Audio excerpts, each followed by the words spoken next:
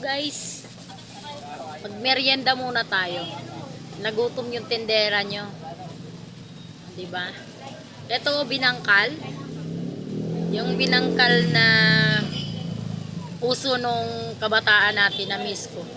Nakita ko dito sa bakery katabi namin kumain. Merienda mo tayo.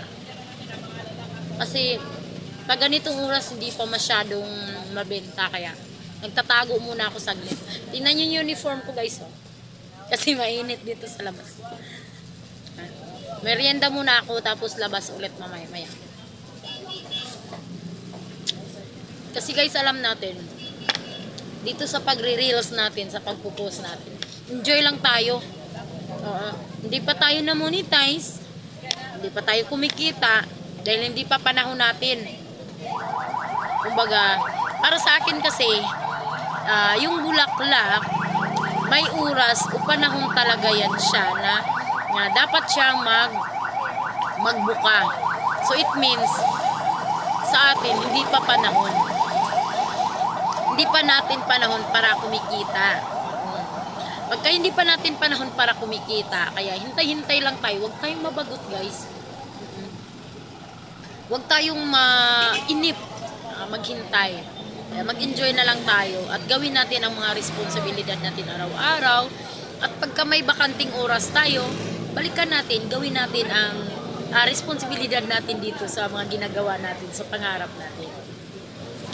Ayan, ganyan lang. Ako nag-i-enjoy na lang ako dito. Basta, wala akong ginagawa. Pupost ako. Pagka minsan na busy din ako kaya pasensya na sa iba dyan na matagal kong balikan. Ang iba talaga, na-follow na nila ako, tas umalis sila. Okay lang. Hindi sila makahintay eh. Hindi naman natin mapipilit sila na magstay sila sa bahay natin. Kung gusto nila agad-agad silang balikan. Mahirap mamilit, di ba? Yung gusto lang. At saka bilib talaga ako. Kumbaga, totoo talaga at maniniwala ako na kung may ibang tao man na hindi susuporta sa atin dito sa social media, hindi sa pilitan, mayroon talagang mga tao na magsusuporta din sa atin. Sila yung madalas na hindi pa natin kilala. At saka alam nyo guys, nag-enjoy talaga ako dito dahil ang dami kong nagiging friends na noon hindi ko sila kilala. Although hindi ko pa sila nakikita in person, pero parang close ko na sila.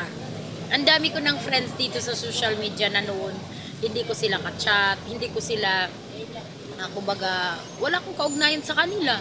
Dito nang pumasok ako dito sa social media na pag-post, pag-reels, sa long video, ang dami ko nang nakilala. Na ang akala ko ba noon, dito lang ako bahay, tindahan. Ito lang talaga yung buhay na tinaha ko. Oo, nag-enjoy lang na ako. Basta enjoy lang tayo. Hindi pa natin alam kung kailan tayo ibigay ng Panginoon. Sabayan na lang natin ang panalangin guys. Na ibigay ng Panginoon sa atin ang tamang panahon.